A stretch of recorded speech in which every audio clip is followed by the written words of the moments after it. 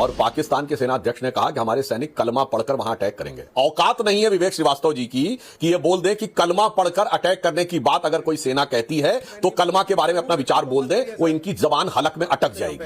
ये फिर अभी मजा आएगा। दिखाई पड़ता है कि हिंदू प्रतीक जो कि सेना को एक नई ऊर्जा और शौर्य देते हैं। और आपको भी पता होना चाहिए, हर हर महादेव का नारा भी मराठा रेजिमेंट का नारा था आजादी के समय तक। दर्शक पूछ रहे हैं, दिनेश बारडिया का यूट्यूब पर सवाल है, कांग्रेस के नेता राफेल को लॉन्च करने की छटपटाहट क्यों दिखा रहे हैं? राहुल गांधी को ही ठीक से लॉन्च कर लें।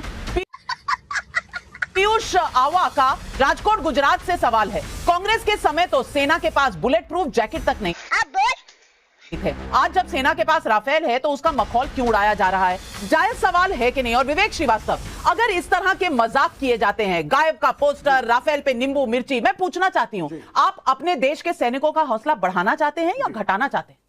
बेशर्मो शर्म करो शर्म। नहीं, यहाँ पे सैनिकों के खिलाफ तो किसी ने कुछ कहा भी नहीं है, किसी अपोजिशन पार्टी ने भी नहीं कहा है, किसी नागरिक ने नहीं कहा है, किसी सोशल राइट एक्टिविस्ट ने नहीं कहा है, किसी जो मोदी के विरोध में इतने खड़े किसी ने नहीं कहा। हाँ, लेकिन सरकार के खिलाफ कहा। आपने एक ऑल पार्टी मीटिंग बुलाई थी, हमने उसका स्वागत किया था, हमने प्राइम मिनिस्टर को अपना सपोर्ट दिया, हमने बोला सरकार और मेरा प्रधानमंत्री जो भी निर्णय लेगा हम लोग उसके साथ हैं। लेकिन उसके बाद एक कम्युनिकेशन गैप आया। लीडर ऑफ अपोजिशन की पोजीशन कॉन्स्टिट्यूशनल पोजीशन है और उस पोजीशन पे श्री राहुल गांधी बैठे हैं, आप किसी को कॉन्फिडेंस में नहीं लेते हैं। मैं ये नहीं कह रहा कि आप डिफेंस की स्ट्रेटजीज को डिस्क्लोज करें, वो नहीं करना चाहिए, वो इम्प्रैक्टिकल बात है, but at least you should take the opposition in confidence. LOP को कॉन्फिडेंस में लीजिए, उनको ब्रीफिंग दीजिए, उनको बताइए किस दिशा में हम लोग जा रहे हैं, ये चीज मिसिंग है।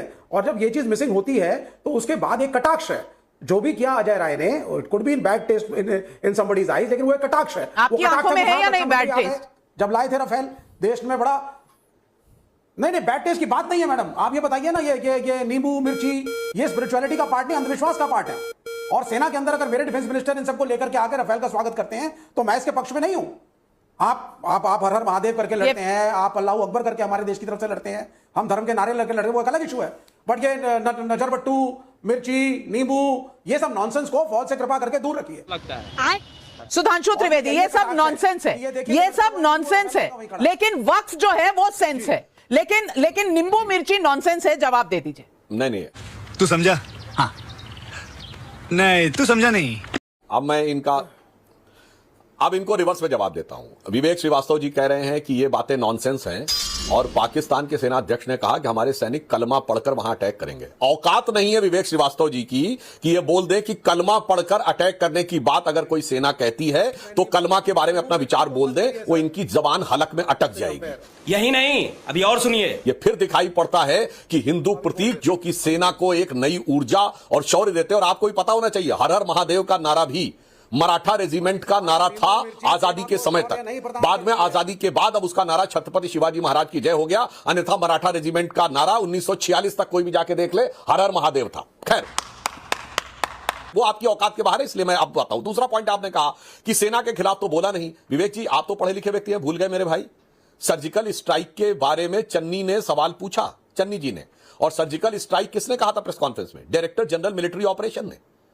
तो सेना के द्वारा किए गए अनाउंसमेंट के ऊपर सवाल उठाना सेना के खिलाफ बोलना नहीं है। यह कौन सा विवेक आपके अंदर जागृत हुआ, जरा बताइए।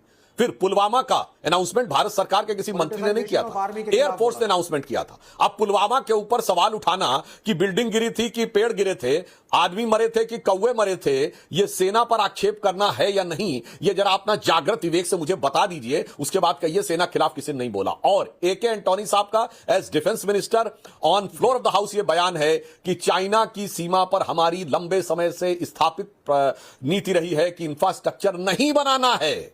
सुनिए, इंफ्रास्ट्रक्चर नहीं बनाना है सीमा के ऊपर। यह सेना को कमजोर करना है या सेना को ठीक करना है? 26/11 हमले के बाद उस समय के एयरफोर्स के चीफ फाली होमी मेजर ने यह कहा कि सेना एयर स्ट्राइक करने को तैयार थी, मनमोहन सिंह ने मौका नहीं दिया।